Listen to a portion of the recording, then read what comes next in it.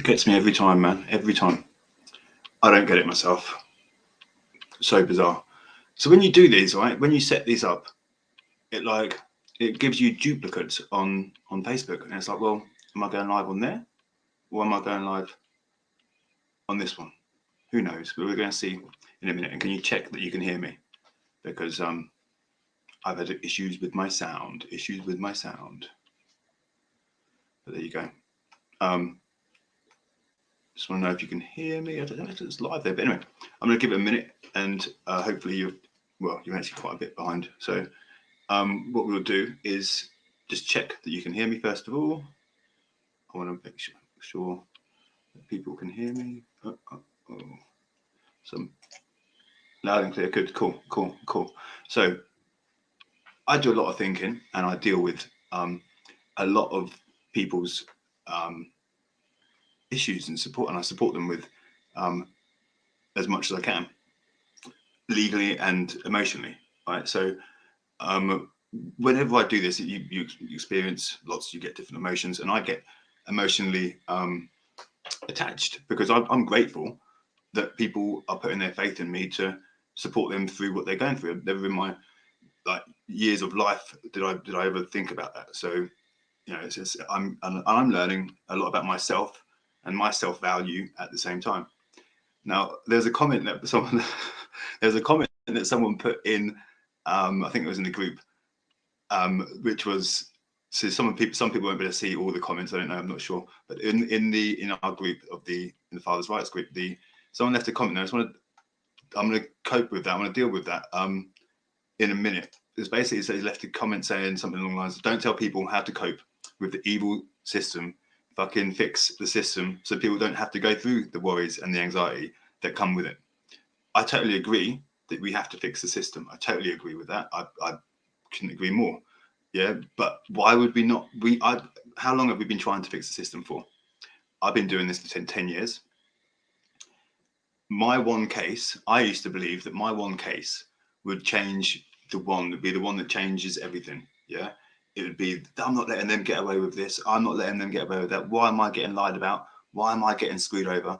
Look, I can't change that. That's something that's way out of my control. Yeah. Good. That's the start, man. Good. Let's do the C100s. I'm going to get to these. In a minute. I digress quite a lot as well, so you bear with me. So I can't take away the system. I can't change the system. We can fight it, and absolutely, that's what they want us to do. Yeah, that's what they want us to do. That's what they rely on, your instinct and your normal behavior and your actual behavior, which is normal and acceptable in any normal world, in any normal environment. Yeah. So when you go through separation and when you go through and you've got your kids there, and I said this to someone the other night, they want, ultimately, you think, and I say this not loosely, I say this with fact, and I believe it to be true. I believe that the children that go from private court proceedings into public law proceedings and then go into adoption and childcare, foster care, that is at more risk to the children. And that's what you've got to look at long term, and we'll come on to that in a little bit.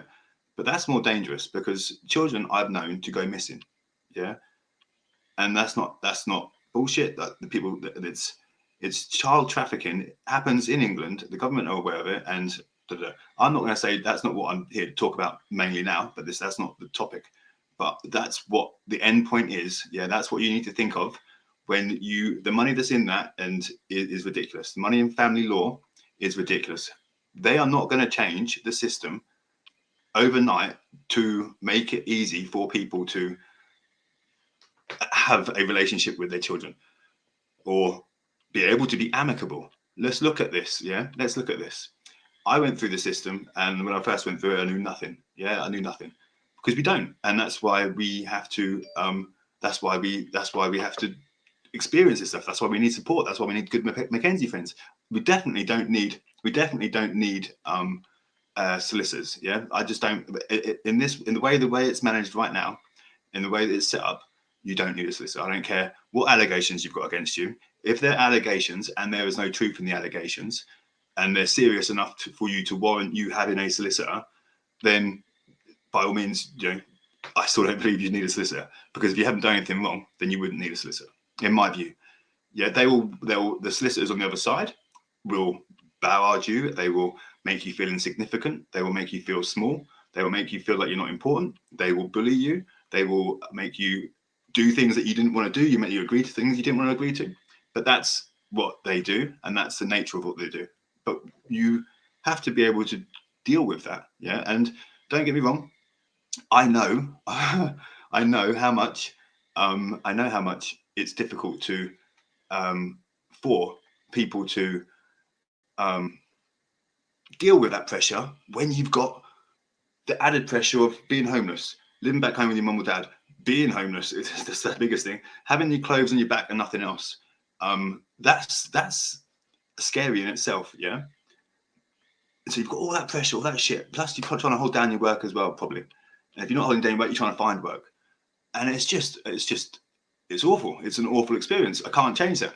And we want to fight it, and we want to resist it, and we want the world to know that it's happening is wrong. And the amount of people that I know that have come into this world and didn't realise that it was the way it is the way how people. That's why you've got Fathers for Justice. That's why you've got now they can see. They're like, I can certainly see now. People can see why men kill themselves. People can see the struggles that good, genuine men go through, and not be. When I say genuine, that doesn't mean that people who have not made mistakes. Yeah, people can make mistakes. You can go to court. You can say, for example, she's got allegations against you that you've hit her. Yeah, and you did hit her. Imagine that. She has a bruise. She makes a big thing of it. That will be a big thing in court. That will be massive. Yeah, that will not be no walk in the park if you try and fight it. But if you go into the court and say, you know what, yeah, fuck it, you know what, I did hit her, I did, and this is what led to that event. This was out of character. This was out of see what you get as a result. You will get told to do on this course and whatever, and they'll make a fucking huge thing of it. But they'll make more of it if you get found guilty of it, or the allegation gets upheld when you are disputing it. And then that's when your contact gets withdrawn and gets held back, and then you got more fucking obstacles. Yeah. We'll come on to that in a minute. Mustafa. Yeah, we'll come on to that in a minute. What I want to try and do, and what I try and do with people, because it's what I've experienced and it's what I've done. And if it wasn't for Vandana, who pulled me out the gutter, I probably wouldn't be here today. And I say that every time I do it live, because I hope that one day she gets to see them and she gets to see that I appreciate what she's done for me. Because I have done other things where I've said that I've let her down, because I went and followed my greed as opposed to following my being genuine and being, I just wanted more money, getting paid more money, followed that, let her down. So that's the one that got away. Quick story there, digressed, back on track. Come on. Basically, we need to, there is a system that you need to learn about. That you do need to understand the system. You need to understand what's being said and how it's being said. You cannot, and it's about probability. Yeah. First of all, it's about probability. Now, I put on here that that you need to enjoy it, and you need to be able to come out and have, this needs to be a positive experience. How on earth can this be a positive experience if you're homeless? You've got allegations that are coming against you, whether it be sexual or physical, any allegation. So, I've got clients who have got the allegations of emotional and psychological abuse against the woman. The woman feels that. We can't take away her feelings. We can dispute them, and we can hypothesize as to why they're saying that and taking advantage of the system and blah, blah, blah. Ultimately, though, the relationship's over and there's conflict there. And we need to find a way of minimizing that to minimize the impact on the children, ultimately, right? You going in, all guns blazing and is not going to go minimize anything. It's going to take someone to take the moral high ground. But we're going to come on to that in a little while. Yeah. Why is parental alienation not a crime? Now, that there's groups on Facebook set up, people going around and chasing down people who are being paedophiles, and rightly so. Fucking bang on, agree with it totally. Yeah. Highlight them, string them up, whatever. I totally agree. Why are we not doing that with when it comes to emotional and psychological abuse?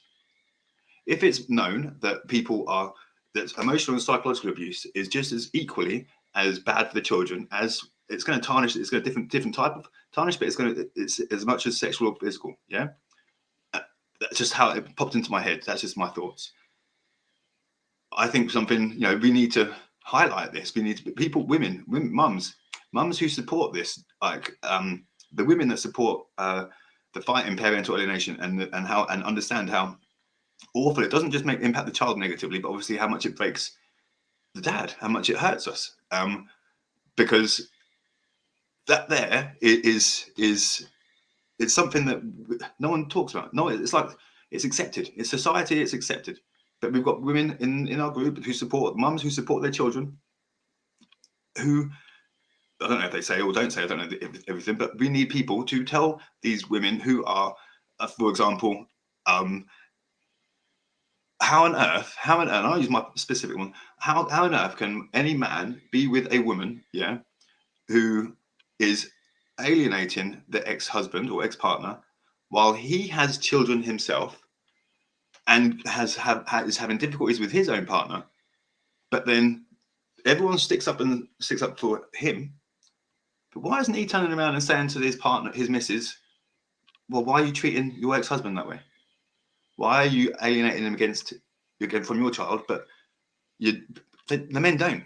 These men do not do that. And any man that is in a relationship with a woman that is alienating and impacting the child, trying to have a go and whatever against the man,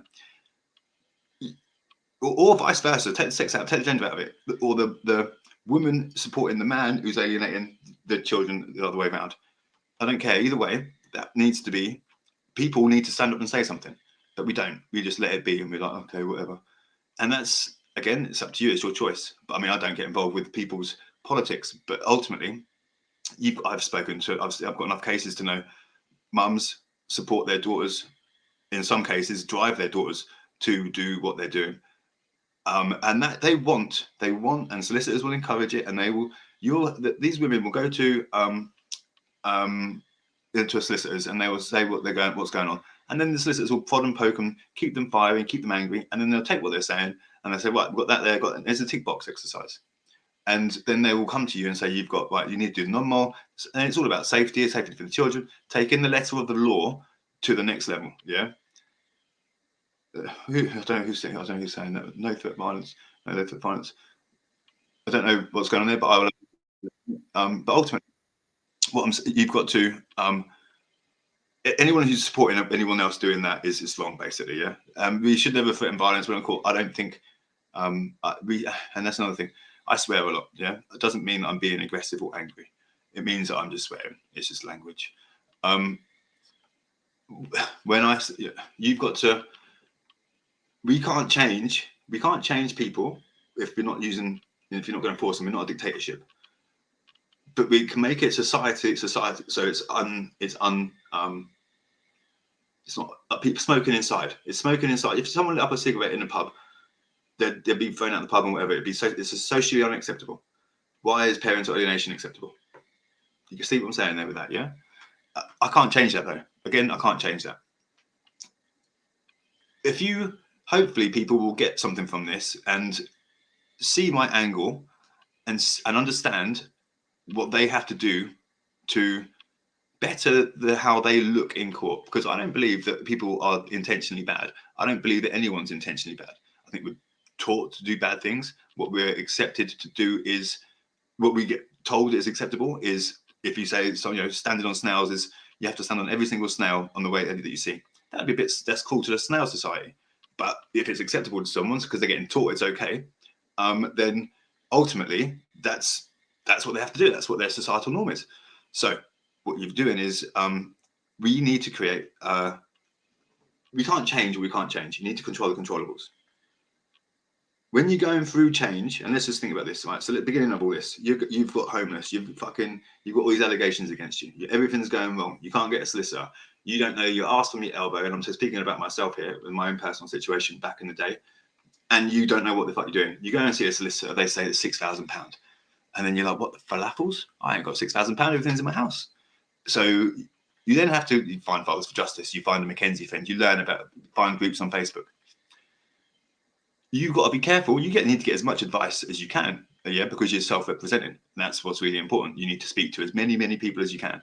No one is going to have all the answers. No one is going to have, not even a solicitor. This makes me laugh with solicitors. They're doing my head in. I've got enough people coming to me saying to me, my solicitor says not to do that. My solicitor says not to do that. Well, yeah, you know why your solicitor is telling you not to do what I'm telling you to do? Because they want more hearings. They want to be back in court with you. They want your case to go on and on and on. Yeah, I get ripped off all the time, right? Because I used to get, when I first started doing this and charging people, we would get through their case so quickly. Sometimes, some of them, not all of them, some of them would get through it and we'd get through to do everything we need to do, own our shit, do what we need to do. And then ultimately from there, the case would be concluded in the second hearing and everyone's in agreement, all good. And it's like, okay, they've got like a like 12-month or whatever agreement and they just disappear. But then don't expect that, but I wasn't really bothered by it, but ultimately that says a lot about them. I know they're going to do that, but I'm still going to do what I do regardless. I'm not going to change that. I can't change that, is my point. You have to get to in your head somehow. You've got an ex-partner, right? You've got an ex-partner. They don't like you. You probably don't like them, but you've got a child together. This is a really bad experience in anyone's normal world, right? This is a really, really poor, terrible experience. It was terrible for me. It's terrible for you going through it. You can't take that away. I can't take that away from you. But I wish I had someone like me, letting them know what I know, rather than Matt O'Connor, who kept me angry for as long as possible until I went my own way. Yeah, and then I realised after going my own way that I got through the system. I beat the solicitor. I beat Lindsay's solicitor. Yeah, I did it all by myself. I made mistakes along the way. Part of them was going with Fathers for Justice. But then I learned that I had to make compromise. I had to make sacrifice. I had to show that I'd changed. I had to show that my behaviour at the beginning of the case was terrible versus my behaviour at the end, because I was showing people respect. And this goes back to, again, probability. This family law is about probability. Yeah. So when you're getting, what do you think? You've got allegations against you of you being aggressive or you're violent or this or that or whatever else, right? What happens when you're acting pissed off in court and you're reacting to everything in the incorrect way and you've got all these allegations against you? You're behaving in the way that they are saying you're behaving. And they want you to behave that way because that's going to be falling straight into their trap. You've got to not be that way. You've got to breathe is the most important thing that I find. That keeps you alive. Not only does it keep you alive, but it takes you out of any difficult situations. Yeah. So it totally will stop you from reacting. I'm very impulsive naturally by nature, and I have to. Hence why I digress all the time everywhere. But then what I learned to do over the years is, before responding to something, understand what the person is saying and then respond back. Yeah. And then I do that by breathing. But you have to breathe. It's like meditating. I meditate a lot when I'm not working. If I'm getting really stressed, I will meditate. When it's summertime and I've not got a bad leg, I would go and walk on the grass and all funny, it's crazy stuff. But that's what I learned. That's what I did. That's what I've done. Lots of peaceful stuff to make sure that I'm at peace, to make sure that I'm in peace with myself. Yeah. And I went on this massive journey, and we're still on this journey now. Lila's 14. I rightly or wrongly, I always do what's right by Lila, always. And that's something that I'm going to come on to in a second. I always do what's right by her in my mind, and I always do what I think will make sure that she's safe and well and happy. What we lose focus of, I didn't always do that. We lose focus of that at the beginning because we've got no one telling us that if you do this and if you do this, you're going to look like an idiot, because across England and Wales, this is what happens. No solicitor is going to tell you what happens across England and Wales normally on the majority of cases here, the majority of cases there, on outcomes here and outcomes there. Mackenzie friends most of them won't even have the knowledge. Yeah, most of them won't have the knowledge. I didn't even mean to learn what I've learned. I've just picked it up over the years. And then obviously you study like, oh, fuck, I've studied this and go down that wormhole and whatever. But then a lot of what I recommend is based on the cases that I've taken and the results of those cases and what's happened when we've gone down that road and gone down that road a bit ugly. Go down this road, try that, or do this. Then you're in a different place. You're in a totally different place. But it's about how. Let's go back to again. It's about how we present ourselves. Yeah. I've said on here that this is a really good opportunity for us, and you should take it as a positive one. And you should, and absolutely, you bloody should, because when you come out of it and when you get through it, and providing you've got the right support in place to get through it, you find that you're a bigger, better, stronger, wiser, not a silly person anymore. Not you weren't silly in the first place. Don't get me wrong, and we'll come on to that. Maybe not now, but then another one next time. But you are not silly to fall in love with someone that's taken advantage of you. You were not silly for them. You did not seeing it in the first place. In a lot of people that I support, it's very obvious to me that they were in a relationship based on the fact that they are trying to love and care for someone that didn't love and care for them in the same way back. Yeah. And I'll say this always, always, always. This is the fact. This is the reality. And if you can get your head around this early doors, you will be in a much better place to cope with everything that's coming your way, because the system is fucked, but the system's not that fucked. It is, but it's not, because it's the time frame that's in between it. And if they're giving you a long time break in between, and I've said this before, a long break in between hearings, like ideally you want like 4 weeks, 8 weeks, depending on what reports need to be done, 16 weeks, depending on what needs to happen.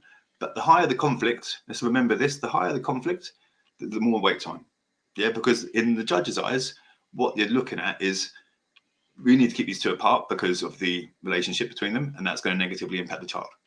So the conflict between the child and the two parents, whether it's one-sided or not, it's conflict, because we are 9 times out of 10 we will respond and we'll retaliate in some way, whether it be a text message or whether it be an email. We'll retaliate in 9 times out of 10 in the wrong way, because they've been prodding you and prodding you and prodding you. Anyway, this is all nasty shit, right? This is all. How can any of this stuff be like positive? I totally get it, right? Ultimately, though, it's all positive. Why? Because it's a lesson, right? It's a lesson, and it's a reason. And again, I'll say this to everyone. Everyone thinks I'm not crazy because they see when we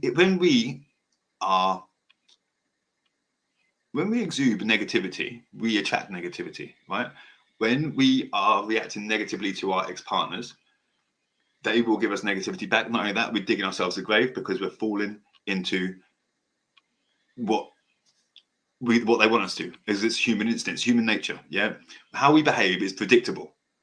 Yeah, and if we didn't behave this way, people wouldn't be able to do what they do. It wouldn't be so much conflict. There wouldn't be so much. People would be giving you the answers that I'm giving you, basically. Yeah, but they don't. They want you to be at war. They want you to be at conflict. That's what they want. Yeah, because we're brought up that way. We're indoctrinated from. Let's think about it again. Rewind yourself. You're born. We're limited. We are limited from the days that we are born.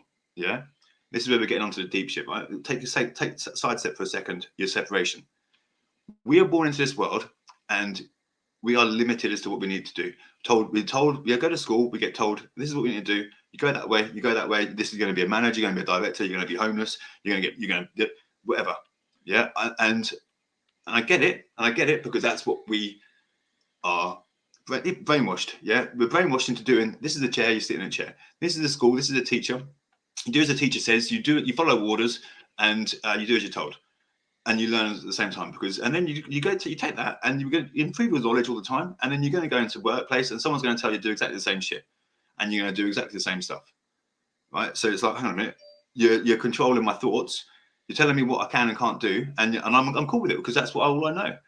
How many times when you were a kid, how many times when you were a child have you been told that you can't do that? I wanted to be an actor when I was little. Do you know how many people told me I couldn't be an actor? Everyone. So I told myself I couldn't be an actor. So therefore, I was not an actor. It probably wasn't that important to me. It was probably something I wanted to do at the time. And I remember that well. And I know I speak too fast because I speak too fast. So that therefore, I was never going to be an actor. Yeah. But I saw my job in Carphone Warehouse as being an acting role, because I was having to act. I was having to be, and I take it and I do what I did with it anyway. Yeah. But ultimately, what I'm trying to say, what I'm getting at here is, we are limited. We're brainwashed. We are told that we can't do something. Now, when I come out of hospital and I was feeling sorry for myself for a week and not doing very much else, I told myself that I couldn't do much. I told myself I can't do that. It's not fair. I can't do it. And I was like, look, I was by myself. I wanted a hug. I wanted someone to tell me it's going to be okay. I wanted someone to tell me it's all going to be good. But ultimately, there was no one there. It was just me and myself in the mirror, and the plant that's died because I forgot to water it when I was in hospital. But I'm watering it now, and it's good to say it's coming back round. But ultimately, my daughter wasn't coming to see me because my blah blah blah, all that sort of shit. So I had to get myself through it, and I'm like, so I had to tell myself that I'm capable, and I'm more than capable of doing shit. So I had to have a word with myself in the mirror and say, Jason, you can fucking do this shit. You've fucking been through worse.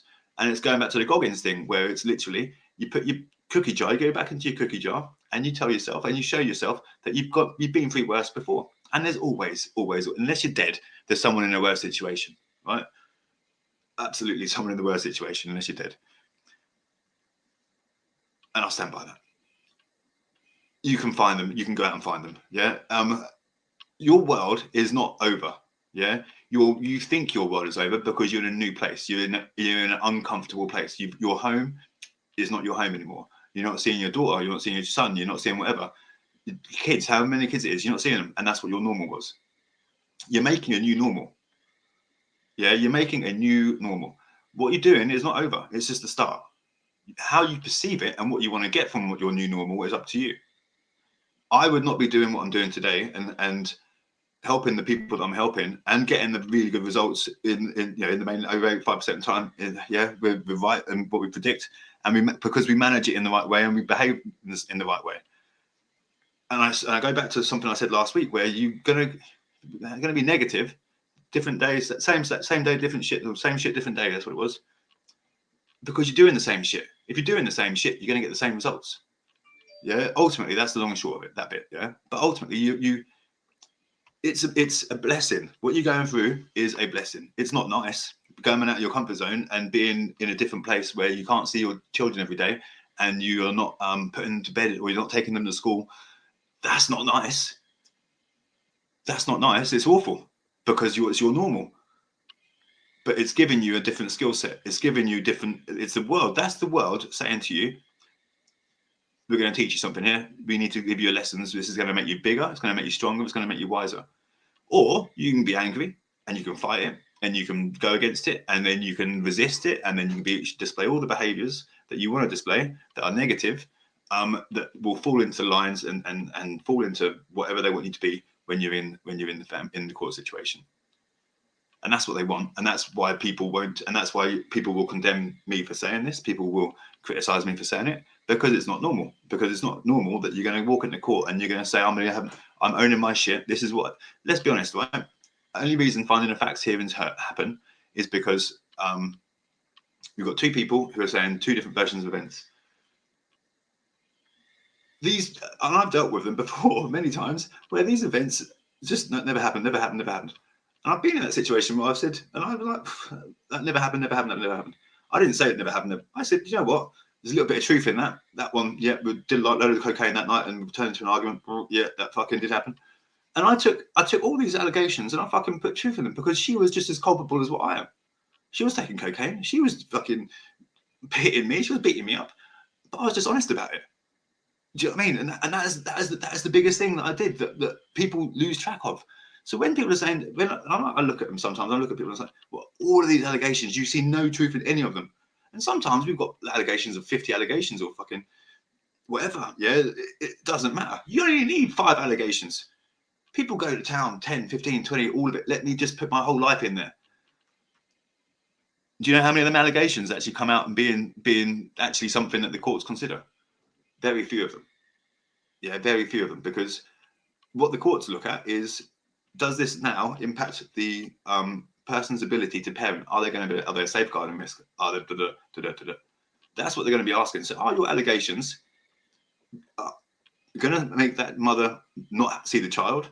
What's the result of those allegations? What is it you want out of this? Because ultimately, don't forget, the bigger your conflict, you've got no chance of fucking 50-50 for sure. But the bigger your conflict, the harder you're going to have to resolve it. So it's going to take someone to have the bollocks to take the moral high ground to say, do you know what? I'm not playing this game. I'm not playing by your rules. That needs to be you. That needs to be the non-residing parent, because I guarantee you that the person who has the home will be the person who's controlled the situation from the beginning, from the get-go. And it'll be pre-planned, it'll be pre-worked. because it'll be a certain type of person. Yeah, it'll be a certain type of person that will target a certain type of person. If you fall in love and it's all cool and it's all beautiful and natural and you've known each other for years, that's amazing. That's great. But we're in a world now. We're in a world where we're swiping for our love. We're swiping, and it's like, okay, so I'm gonna go and bang you, and I'm gonna go fucking, we're gonna get babies and whatever. We've been together for a year. We're gonna have a baby. And the next thing you know, you can't cope with the stress and the pressure of having a baby because you don't know each other. You're not seeing each other under different situations and difficult scenarios. You know what each other know of you on a screen. You didn't take the time to get to know each other. If you've been known each other since kids and you grew up next door to neighbours and you've argued, you fight, and you know each other inside out, that's a relationship. That's a friendship. Yeah. Question the latter, but I don't know. Allegation. Well, it'll come. I can't remember what I can't see who your Facebook user there, but I'll have a look at that in a minute. But ultimately, you literally are owning your shit, right? Taking the shit out of the arguments. So if you've got, I know people that I've got doing this now. Oh, yeah, that happened. Yeah, shit, there was an argument that night, and there was this. It doesn't have to be bang on. It doesn't have to be. You're not going to agree with her because you've got your version. You've got what you there was a build up to it, or vice versa. There's going to be a build up to everything. Yeah. Totally, literally. So you don't need to. So yeah, you need to own it. So do you know what? There was a bit rubbish. We argued that night. There was this. There was that. There. Done. Yeah, that's not an allegation. There's no fact to find there. That you just said there's a fact. There's a little bit of truth there. Yeah. So we take the allegation off. So you take as many of these allegations down. You agree to as many of them as you can. Not to agree to them if she says you beat it up to the bottom and you never did that, or in my case it was dragging her down some stairs. I ain't agreeing to that. Fuck off. No, I'm not agreeing to that. That was not true. That's not the truth. What I will agree to is the truth. What I agree to is I'll tell you what I did and what I didn't do. She went to a level I never thought she would go to. And then I was, that's first case is the worst case. I tell you, she went to that level and I was like, fuck you. I'll go to the level. I'll tell the whole truth. Yeah, she told the mistake that she made, the mistake that people make, yeah. And it's generally the person who's residing at home with the parent, with the kids. They will tell part of truth. They will tell the truth that they want you to make you look bad, yeah, because it's a behavior. Yeah, it's something that they've picked out on you. They've targeted you. Don't forget, yeah. Whatever, doesn't matter what gender you are. If you're the sort of person like I am, and if you didn't have a dad, right? If you didn't have a dad, if you had a bit of a difficult upbringing, and this is one of the things that some studies have shown, is that you're more likely to go out and be targeted by these people who you will go and give loads of love to. Like the men, this is really, stats on this are really high. Men who don't have father figures in their lives, and you can use this one in court, yeah? Men who don't have father figures in their lives will generally go out into relationships and they've seen their mum get, they've seen their mum get treated really, really badly by multiple men. They will go out and give, and they'll go out and give and find women and attract women that will literally, they'll give loads of their love to, and they'll try and give all the love to this woman, and the woman will take the love until she's bored with it, and then she's got what she wants, whether it be a baby or money, whatever it might be, and then they'll get you rid of you because you're being too loving, you're being too caring, or they didn't want you in the first place. They'll target you, and because it's what people do. They will go out, and I've seen it in many relationships where generally, unfortunately, the woman has gone out, and it feels like you can just feel it when you go through the paperwork and you go through the WhatsApp messages, transcripts. You can see where the relationships had its arguments. You can see where the relationship stopped. You can see where the relationship started. You can see where she's done this. You can see where she's done that. And it's like, hang on a minute, this is pre-planned. The amount of cases where I've said to people, mate, she's been doing this. This is planned. You would just use a sperm, because literally that's what you look at. You can see it all, and it's like it takes someone outside of that and someone direct enough like me to just say it how it is. Yeah, because you don't see it, or maybe you could feel it, but you don't. No one's got the balls to say it to you. But it's like that's what it is. You have to call it out as what it is, and people don't like it, but it is what it is. It's the truth as you see it. It's your truth. Because otherwise, yeah, fuck it. It does my head in. It does my head in. Anyway, back to the point in hand. You can't change what they're going to say, babe, but you can own your shit. Yeah, you can own your shit. You own your shit. You minimize the founding of facts. You minimize the how long it's going to take, because they'll have all the allegations against you in the world, and you are literally saying, yeah, that's true. No, maybe not that one. Certain elements of truth in there. You need to own it. Yeah, own your shit, right? So then once you've owned your shit, because what you're doing, what you need to do, you need to take all of this fucking negative shit, all of this negative, right?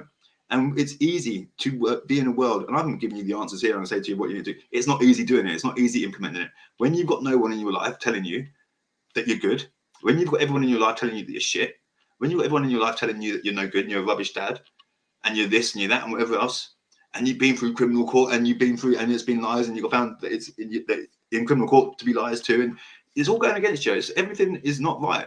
And the last thing on your mind is to be nice to people and is to work with the system. That's the last thing on your mind. The last thing on your mind is to be self-development and develop yourself and your inner skills and go through everything that you and try and get something positive from this. But that's why you should do it, because you will turn everything that normally happens on its head. Yeah, you should take positives in everything that you see. I didn't see me as a positive going through what I've gone through. I didn't see that as a positive at the time at all. When you're in the eye of the storm, why would you? You don't. Why me, not someone else? Now I welcome the stuff that takes me out of my comfort zone, because I know that I'm learning something from it. I welcome it, and that's the difference. But it takes time to get there. It took me 10 years. Yeah, it took me 10 years, and that with 10 years of people being angry at me, I Fathers for Justice, and learning about how keeping people being angry and all that sort of stuff. If there were more people giving out answers and telling you, and yes, we can all say, be nice and show respect. But I've got someone actually speaking to me tonight. He said, people said to me, be nice in court. Be nice, don't say anything bad about the mum. Well, no, you're not supposed to say anything bad, but you're supposed to tell the truth. If you've got concerns, you need to highlight the concerns. They need to be genuine concerns. You need to highlight them. But you need to say that, overall, highlight the qualities as well as highlight the concerns.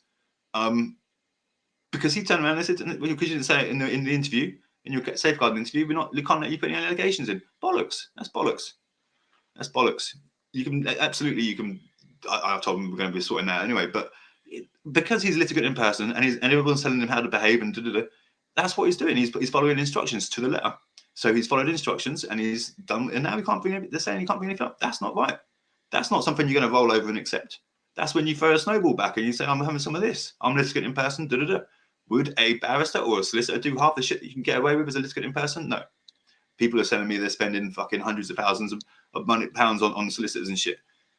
Fucking why? Because you're just paying them when you could be paying yourself or paying for something for your kids. And that's what I do as well. I'm making sure that when we are going through shit together, we are learning stuff together. We're trying to find positives. There's one guy, I won't let him talk to me about anything negative. I won't let him say anything negative to me anymore. Yeah, at all. Because he's just full of fucking negative shit, and I don't want to hear it. It makes me fucking feel shit. Don't get me wrong. I want to hear people being angry. You need to be angry. I agree, and I say this to people, and I stand by it. You need to show emotion if you're self-representing. You need to say that. You need to be impulsive reactions, but not out of control. But literally frustration. Yeah. By the time I finished in my last case in court, I was so blasé about shit. It was unbelievable.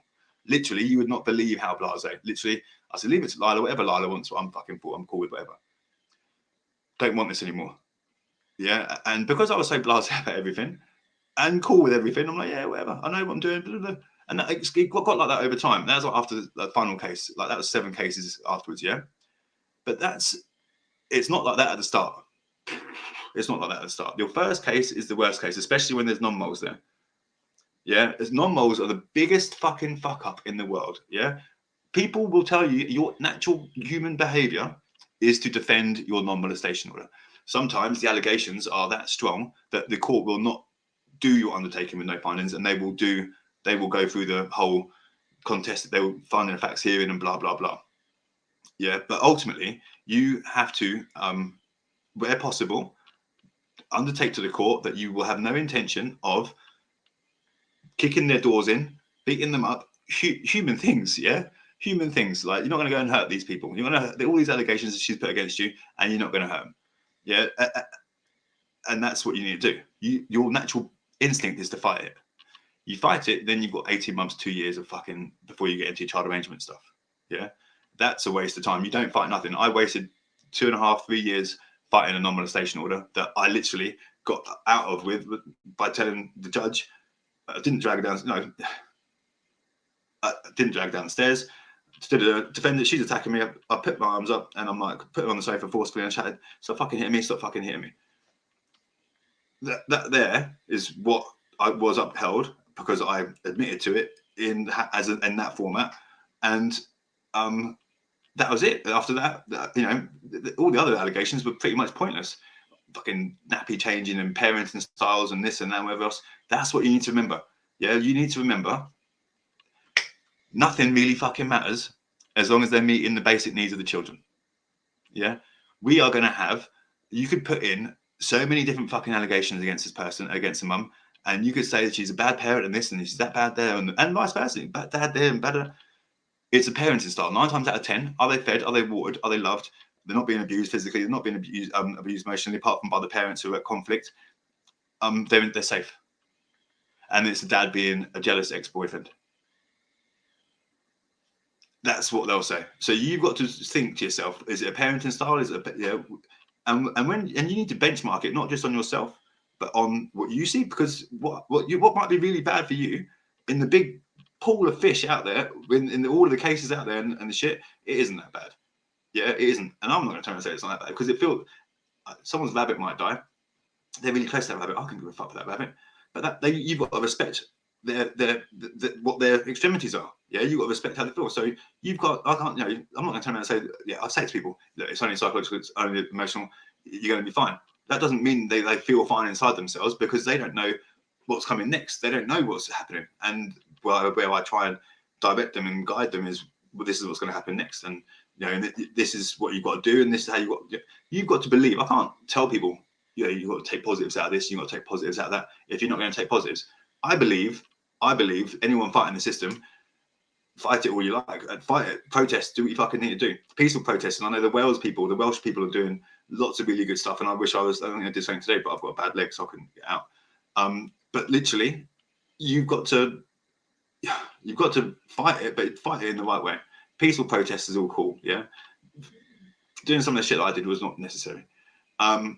Being angry where possible, be angry, but tune your anger into positivity. Right now, let's go down this road. You have to. How's any? Again, every month you might be watching this, but how is this positive? How is any of this fucking shit positive? For me, it's positive. For me, anything that challenges you and makes you think differently and makes you want to do things differently and makes you want to improve yourself naturally, then it's positive. I was speaking to someone earlier, and there's someone else. It was a client that taught me this actually. You can do, and this gave me a different way of looking at things. A psychological assessment. I was a bit worried about it, and he was like, "That's fine because you can do a psychological assessment, and they're going to assess you. They're going to psychologically, they're going to assess you, but then they're going to be like, they're going to say stuff to you about you that you don't know, you don't like, you're going to say it's not true. You're going to fight it. But they don't know me. It's 2 hours in a room. They've asked me some questions. They don't know me at all. But then, okay. But then who do you think the judge is going to listen to more? You or them? Who's got more standing with the court? You or them? They have. They've got these years of qualification. They've got letters and numbers before their name. As far as they're concerned, the court's concerned, what that psychological assessment says is gospel truth. Yeah, you can argue it if you want. You can do what you like, but that's the probability is that's right and you're wrong. That's why CAFCAS interviews, the initial safeguarding interviews are more important than your court date itself. Any section 7 is more important than the court date itself. How you behave outside of court is more important than the court date itself. How you behave in court when things are going wrong is more important than the court date itself. Because you can be on the verge of getting some sort of contact, and I believe there was about a 70% chance of that happening the other week. And because the judge is bringing it up, it's a judge that's bringing this stuff up, yeah? And that's what you don't understand. The CAFCAS, I'm seeing stuff, I need to stop looking. The judge will, you need to listen to what the judge is saying. And if the judge is leading into somewhere, trying to lead the solicitor somewhere, then you've got to let that happen. You can't keep interrupting because you don't know what's being said or you can't interpret what's being said. Then, and sometimes I'm saying, no, it's cool. And I'm listening to what's being said. And then I can explain afterwards, but you've got to hold your cool. I've learned so much over the years in terms of saying nothing is more powerful than having a mouthful. And this is from someone that speaks fucking to a computer screen or camera screen for like 90 minutes at a time. Or even worse still, I did like a 30-minute voice note to someone earlier. Jesus Christ, that's all. That was a whole episode of EastEnders. But anyway, you can think all this shit is negative. And you can say a psychological assessment is wrong, but then there's going to be elements of that psychological assessment that could be right. Oh yeah, could be, yeah, could see that, could say that, could see, could say that. Don't agree with that, but let me reflect on it a little bit. And then you go into court and you're having a different conversation and you're saying, do you know what? I don't agree with this, don't agree with that, but I do agree with this, do agree with that. And as a result of this, I've implemented da da da da. That shows self-awareness, shows self-improvement. It shows that you're respecting the people that the courts respect. It shows you taking things on board. You're trying to be a better person. I fucking drink celery, for fuck's sakes. I hate the thing. I hate it. I hate it. I'm sort of used to it now, but I drink celery, not just for health reasons and for recovery and shit, but I've been doing it for a long time. And I do it because I try not to eat as much. Someone said to me the other week, "Are you vegetarian?" No, I'm not vegetarian. I don't eat red meat. I don't eat much red meat. I don't eat because I believe it. What you eat, you will behave like. So if you're eating red meat, it can make you more angry. Blah blah blah. It's craziness, but that's what I think, and I believe. I don't think it. I believe it because that's the difference. I believe this is my lifestyle. This is what I believe, and this is my normal. So you by teaching this to other people, and not eating meat, but by teaching to other people, you don't have to agree with everything that's being said by the psychologist or the CAFCAS officer. Yeah, the CAFCAS officers are biased. They're generally going to be biased. You get a few good ones. I don't get me wrong. You get a few really good ones. Yeah, and I've seen them and experienced them, and you can't fault them. In fact, the good ones get taken off your case, so you get the shit fucking people afterwards, because the woman will complain about it or the dad will complain about it, and then they'll get taken off the case, and you'll get someone that goes on the side of the other party again, whether it be mum or dad. Yeah, and that's what happens, and I've seen that happen a lot. But then when you have that happen, there's roads you walk down, and there's things you do to combat that, and that's another conversation itself. But all of this is still negative in your view? No, all of this shit that I've said to you right now, everything I've said is all positive. Everything that's taken you out of your comfort zone is positive. It is the world telling you that you need to learn these experiences. Some advice, can you PM him, please? I speak to him all the time. I spoke to him earlier. But anyway, I need to stop looking at this shit. So I get taken off. I'm so easy to digress. Anyway, yeah. So where was I? So basically, all of this stuff is positive, but you need to see it as positive. And when you see it as positive, then you have a different argument. You have a different way of dealing with it. So, for example, the change curve. I've said about it 100 times before. I'll say it again. Now, people will not take on board the change curve. Yeah. The emotional change that studies show, it's only a theory, studies show, and it's mainly used in the workplace, but they take it into personal life because it was naturally done. It was naturally done when for grieving, for understanding how people grieve. And when you're going through change, you've got that denial, anger, refusal to accept. So all these different emotions when you're really volatile and all that sort of stuff. And when you understand that this is normal, this is what your feelings are acceptable. Yeah, you feeling shit is right, is okay, but that's a different conversation. So why do you feel shit? I'm not seeing my daughter. Okay, so you're not seeing your daughter, Jason. So why are you feeling shit because you're not seeing your daughter? Yeah, I feel shit because I'm not seeing my daughter. That's okay. I'm allowed to feel shit. I'm not seeing my daughter. Yeah, okay, you feel shit. So why are you having a go at everyone because I'm not seeing my daughter? Why are you being angry at people because I'm not seeing my daughter? Who's making you angry? What's making you angry because I'm not seeing my daughter? So who's telling you in your head to behave like a dick, Jason? Who's telling you to behave like a dick? Well, Matt O'Connor. Okay, so let's take Matt O'Connor out of the equation.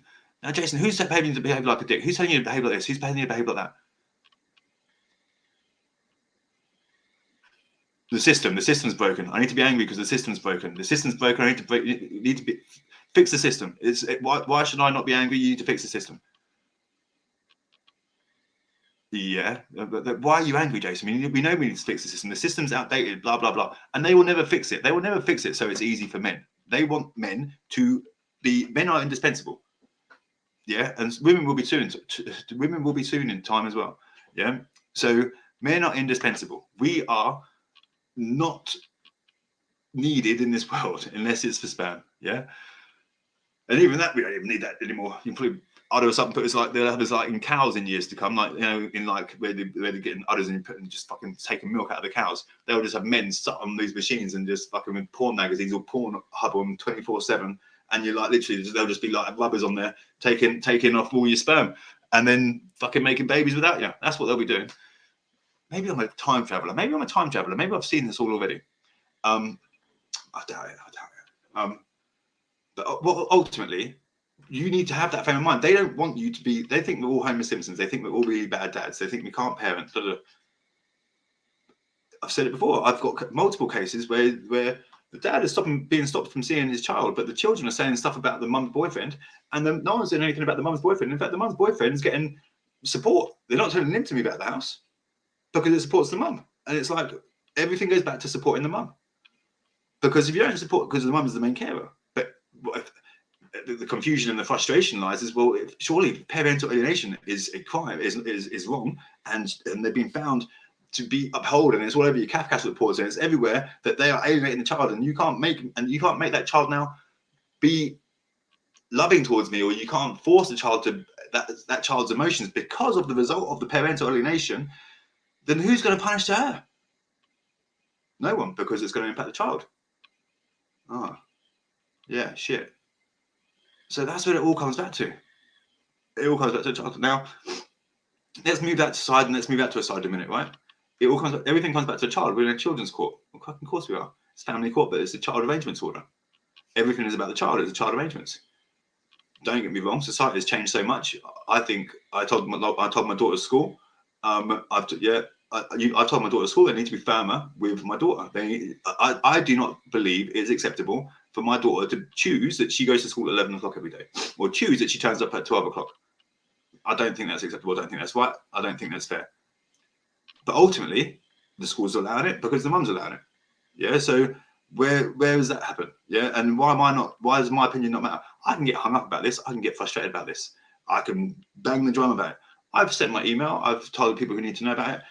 And that's it. That's what I'm doing. Why would I make anything more about it? Because that's going to cause conflict. And I've got an ex-partner that hasn't spoken to me for 10 years unless it's in a court arena. Yeah. Now let's just all of this stuff. And it's happening to me as well. I can't do anything with my ex because she's alienating, blah, blah, because it'll impact the daughter.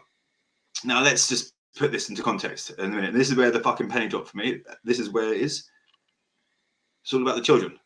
What do we love most in the world? It's our children. We're fighting for our children.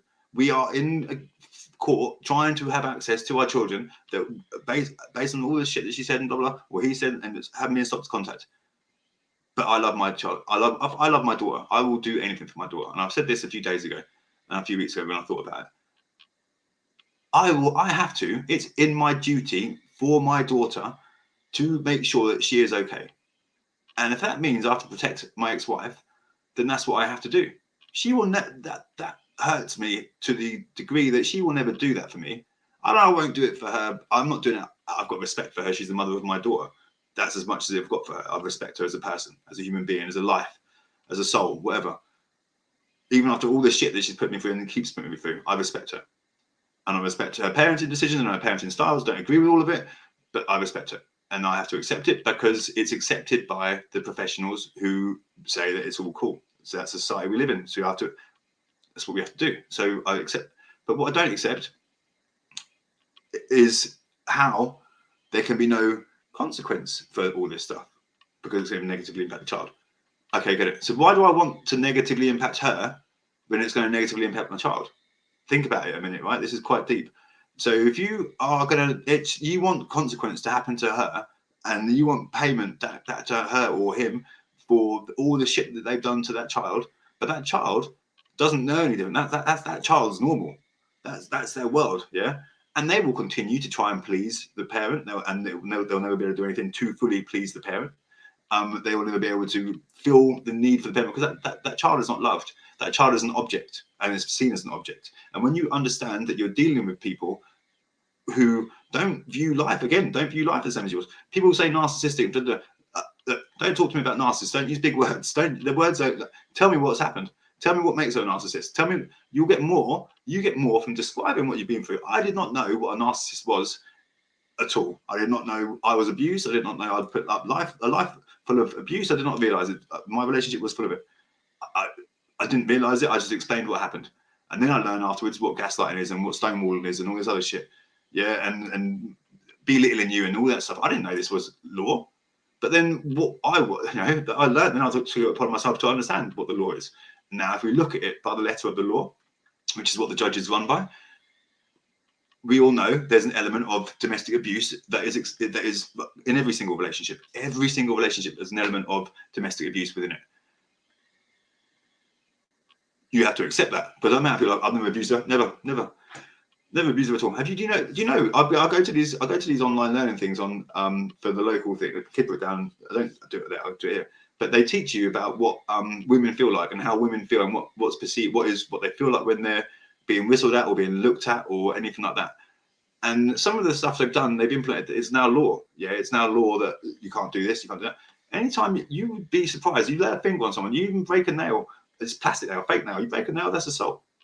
Yeah. You don't realize what you are doing in your relationship. Yeah, it could be half of it could be turned into used against you if you go through family court. Yeah, you both might be in agreement. Like, for example, let's just hypothesize. You both might like go and your sex life might be really outrageous and really outlandish and blah blah blah. It may be totally fine for you both when you're in a relationship, but when the moment you're out of a relationship, watch what someone does to turn that and use it against you. I never wanted to do that. As a man, you can't do that, but as a woman, you could turn around and say, the man I've dealt with them, they turn around and say all sorts of stuff. But it was acceptable then, but why is it's not now? But then you've got to go through it all, and then you've got to prove that it's just bullshit. It's bullshit, and it's because they want to raise conflict. What you need to do is learn from it, own your shit, blah blah blah, and ultimately accept that that's what's going to happen. And accept that that's the mindset. Yeah, that's the mindset. You need to protect your child. And what do you need to do to protect your child? Your child loves her. So you can't be fucking angry because you want to protect your child. But if you're angry because you get a conflict, but that child loves the mum. So you want to protect the child, but the child, she hates you. The child's normal. That's child's normal. That's baby's normal.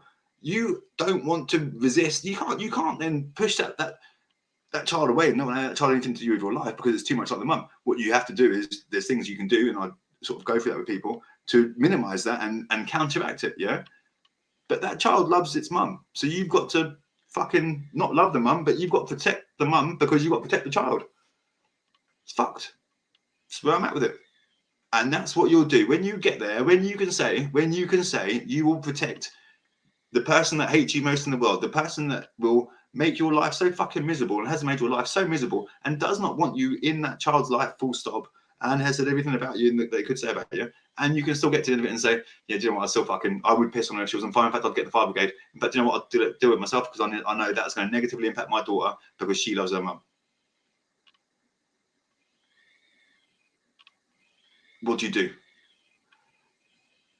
If you truly, and it's not easy, and I couldn't do it. I couldn't do it until court case number 4. Court case number 4.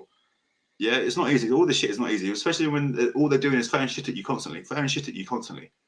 And all you're doing is taking this emotional abuse, and it's all in front of the judge, it's all in front of the courts, and they're letting you get this emotional abuse, and it's not true. And then, but it is allowed because you're in court. But your mental health can't be taking a fucking damage for it, because if your mental health is coming down from it, then you can't see your kids. If you're feeling suicidal, but then again, it goes back to yourself and who is leading you, who's supporting you, who's letting you think that you're not good enough, who's letting you believe that you're not good, because that's your job. That's the people who you surround yourself with are the people who will help you through these. I mean, I didn't have anyone. I mean, I told customers, I spoke to customers about my shit, my mundane shit. I spoke to them. I was like, this is new. I do a survey, doing this here. And my wife's on it, and thankfully, not thankfully, but I've said this to, I can't say that. No. Rewind that. That'll get me, that'll change things. No, forget that. That could really get into some big, deep shit. But no, forget that. Ultimately, go back to this point. You compromise, yeah? You own your shit, you compromise. You've already made a compromise. You're not in the house anymore. Yeah, you've already made a compromise. There's a guy I was speaking to the other day. I was almost in tears. I had phone call after phone call of negative conversations, negative. And I'm saying to people, yeah, do you know, think about your kid though, think about this, whatever. And I had this one phone call from this one guy, and it was like, I was speaking to him for like 4 hours afterwards. And literally, he'd gone from being, I don't know, you know, basically a lot more vicious with his word and saying the same stuff that he was saying now in the stuff he'd communicated to me on text message and whatnot. but he'd been communicating that same message, but using different words. And the words that he was using were not positive and were not could be used against him. But he then has the same conversation, but using more delicate words, and it's like poetry. It was poetry because he took out the first step that I say is seeking to understand before being understood. You want to get your message across. You want to understand what's going on. You want your people to. You want the court to know. You want everyone to know that what she's saying or he's saying is not true. And then you've got to try and. You need to understand why they're saying what they're saying. You need to understand why they don't want to see you. And there may be no logical answer, but then you've got to put that down to their own mindset, and you need to accept that that's how they feel, which is difficult after 10 years, 20 years, whatever of marriage, and you've got your kids there and they're using the kids as weapons.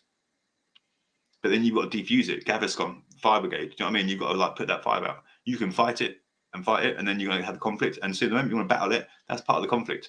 The moment you want to play by those rules, that's part of her rules, his rules. Whoever's causing the conflict, you play by those rules. You accept. As soon as you accept that, you're in there, and you're tolerating this back, or you responded back. You're playing by their rules. You go in with these things, and you take a step back, and you really get good support around you, and you make sure that you're saying the right stuff. You're not tolerating and accepting shit because you don't have to. There's one guy I need to speak to him actually. He did. They didn't even. They went in for occupational order on a non-mol. We took this thing out of it. I'm taking non-mol. No need for the occupational order because I'm not. There's explain the reasons why. Judge agreed.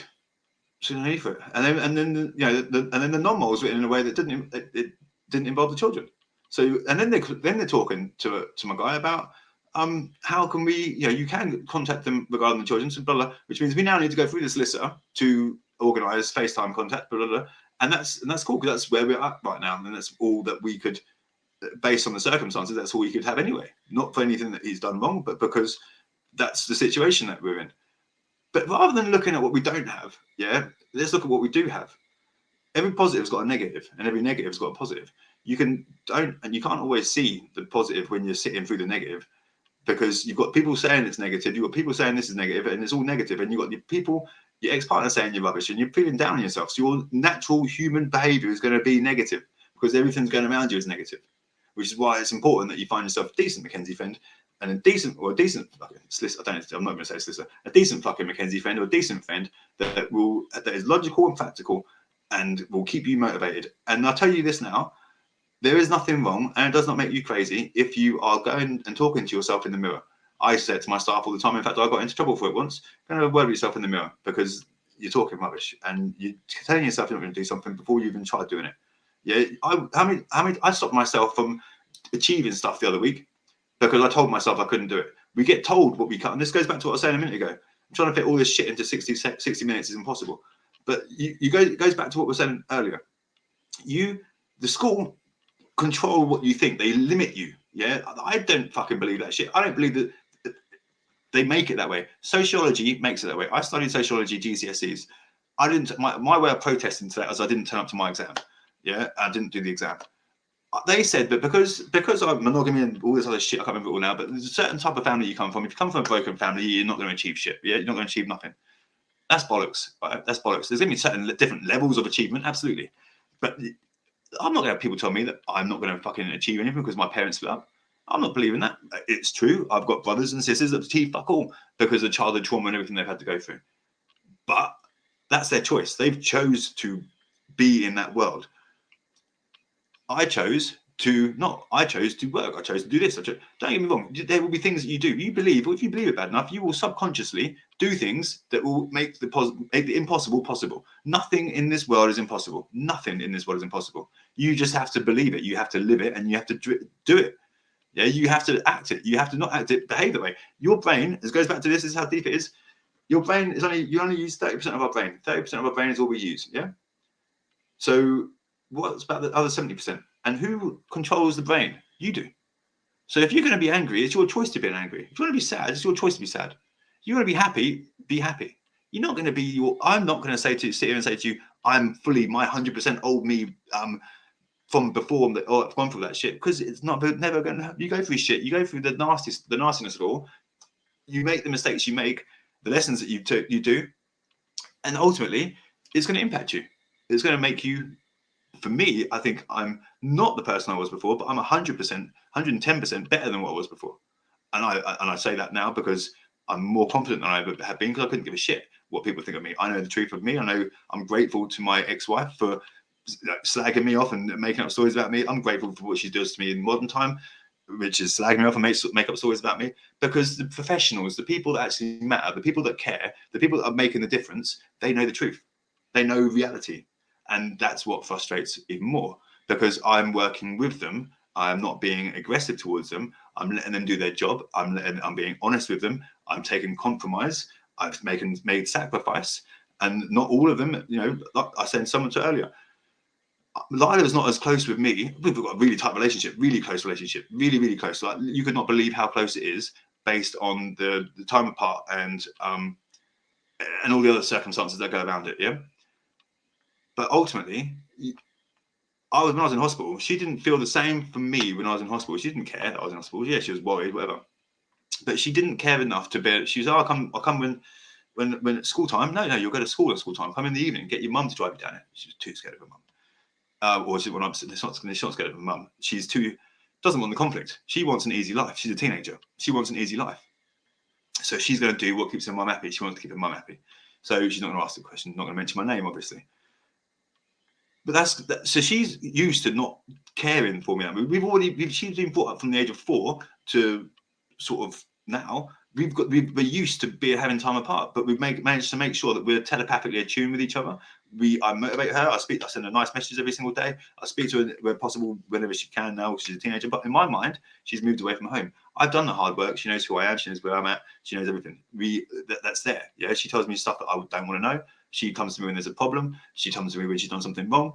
That's what I've got with my daughter, and that's great, and it's a beautiful thing. But she doesn't. If her mum went into hospital, she would be panic stations. She would be scared shitless. She'd be worried like hell. She'd be in tears. She'd be broken, because she has her comfort around her mum.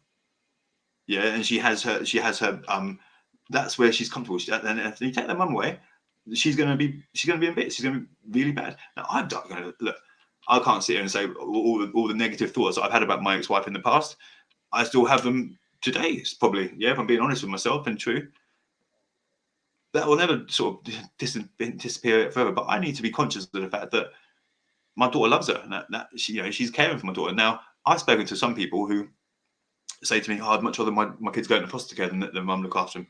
Please, never say that to a court, because it shows a total disrespect to your children, to be honest with you. Because I don't care what, if the professionals, and this is what you need to accept, if the professionals are saying that their children are safe and there are no concerns, then you have to accept it. I have got men, and I've known men to have to, can't call the police, can't call social services, can't do anything. Take the child to the hospital. Just take the child to the hospital. Let the nurse or someone there make the referral. Don't make any referrals. Don't say anything. Don't make referrals. Don't call social services. Don't call CAFCAS. Do fuck all. Do let someone else do it. But someone else who's got power and command, and they're going to listen to. And even then, when we did that a couple of times, even then, the mum makes the urgent application, the court had to hand the kids back. Yeah. We get played down because our concerns are not a concern of a professional. It will get put down to different parenting styles or different parenting standards. I'm not saying that's right. I'm not saying that's acceptable, but it is acceptable because that's what we have to live in. That's society. That's society that we live in. We have to accept it. We have to accept what the professionals are saying. We may don't have to agree with them, don't have to like it, but we have to accept it. And when you and it's a change curve, emotional change curve. Google it. It's the emotional change curve. When you go through the emotion, when you are aware of it, and you know that there's nothing, you're never going to get to acceptance and stay there forever. Because a life event will happen. She will get married again, or you will have kids again. Whatever will happen, whenever a life event takes place, that's what will have a negative impact on the child if you're not able to co-parent. Because the conflict will come back and rear its ugly head. And what you need to do is not have that. And sometimes, in fact, a lot of the time, it means that we, as the man, have to, in my view, take the moral high ground and be the people to instigate this. And the court will see that you're trying to instigate it, and then they will see the solicitor having a go at you and trying to belittle you and shit and whatever. But you don't ever, going back to that, you don't ever say your children are going back into your children in foster care, because I know as well as you do, and the courts know it as well, the children are not better in foster care. I would much rather my ex-wife be looking after my daughter than my daughter being in foster care any day of the week. I may not agree with all the parenting styles, I may not agree with everything she does, but I know my daughter's happy. I know my daughter's safe in what they call safe. It's about accepting people's normals and how they live their life. And we need to accept that, because we need to show that we're willing to do that. And then over time you'll get the evidence and build up that they're not doing the same thing and reciprocating it, and the judge will see it anyway. I'm going on too much because I've digressed a bit and gone all over the place. But all of this stuff, you might say this is negative. It's all bullshit negative. It's not. It's positive. It's making you grow. It's teaching. If you've got good people around you, you've got your right mindset, yeah, your mindset needs to be strong. Yeah, you need to see everything as a lesson. Everything that I value the bad times. You learn to value the bad times more than you value the good times, because you know you're learning something. It won't happen straight away. I took a week feeling sorry for myself when I come out of hospital. The first week in hospital, I felt sorry for myself. It wasn't. It's about a day or two, but then I saw the old man racing around. I was like, fuck it. If he's doing it, I'm doing it. Yeah. What we believe, what we tell ourselves, what we accept in ourselves, what goes on in our head, and I'm saying this to everybody as well, the only person that's going to get you through the bad times is you. The only person that's going to keep you in bad times is you.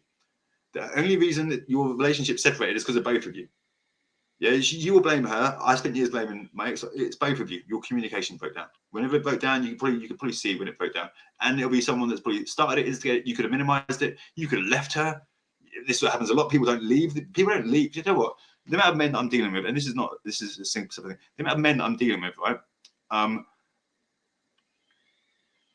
amount of men that I'm dealing with that are in the relationship still because they're trying to hold on to their relationship for their child and they want to have a good family life, and that's what they're used to and that's what they believe. But some of them haven't had dads, and I've been in that situation as well. But I'm dealing with like 8 people at the moment, and if there's 8 people with me, then how many more are there out there that are just putting in a relationship that don't want to be in, and neither person wants to be in that relationship, and the only person that's impacted negatively is the child. Walk away, try and negotiate, do it before it gets ugly, because I promise you, the person who is, I'm not saying it's not a gender thing, it's not a sexist thing, women are more forward thinking than what men are. They think about the future, they plan things out more methodically than men. A woman has left a man 6 months before they leave him physically, they've left him emotionally 6 months before. So when a fire kicks out or something happens that impacts you negatively and gets an emotional reaction out of you, that's been pre-planned, premeditated. I'm going on too much. I need to. I don't know. I've seen some comments and shit, and I don't want people supposed to acknowledge them. Apparently, I think there's quite a bit there. There's quite a bit there, isn't there? Well, look, if you left a comment, thanks. I don't know where they're on the. I don't want to. Oh, fucking, it's probably on my page, isn't it? But ultimately, I just believe that everything is down to your mind. Everything is down to what you perceive it to be, and if you can find it within yourself for the sake of your child or children to keep the peace, and ultimately defuse the situation for the sake of your child, make sacrifice for the sake of your child, and go about it that way, you will get a different outcome. But you need the right support around you. I'm seeing Natalie Vanis. Essentially happens to get sign, but things are nowhere investigated, but investigations are made. Oh man, there's a lot of stuff in there that I want to respond to, but I'll be here for another 5 days, and I don't want to keep you all up that late. Someone messaged me earlier saying it was on too late, and they wanted to see it, but they're too tired. That's what catch up's for. But ultimately, I don't want to. I know people aren't always going to agree with my philosophy and my viewpoints, but I know they work, and that's the difference. So I think people will quite happily keep you all angry and say to you not to do this and blah blah. You've got to be real. You've got to be real to yourself, and that's your biggest strength in any court case is being real to yourself and being real to you. Being truth to yourself is and being honest and owning your shit. Respect to people, that will get you a lot further. Anger, no. Frustrate, but it has to come from you, and you have to believe it in yourself, and you have to go through your own journey with the support of others to get you through where you need to go. Because these things, there was no time frame for it to be, like I say, 10 years, 8 years, 7 years before I was actually really, really, really happy and found my own inner peace. And that's come through other situations as well. So look, take it easy, everyone. Peace and love. Lila's glove, I can't see it, but yeah, Lila's glove, always in my heart, Lila. Everyone stay strong. If you need me, you know where I'm at. I can't always respond to everything quickly because doing stuff, I've got deadlines and whatnot. So sometimes I do try and wait and then get back, and sometimes it gets too late. But either way, if you need me, give me a call, send me a text message, SMS, because the SMS, because it comes straight through to me. Notifications come through to me off the text message. Messenger, and I need to turn them back on really, because it's not fair that people are waiting. So I for the moment though, text messages, and there's a link that will book appointments and that sort of stuff too.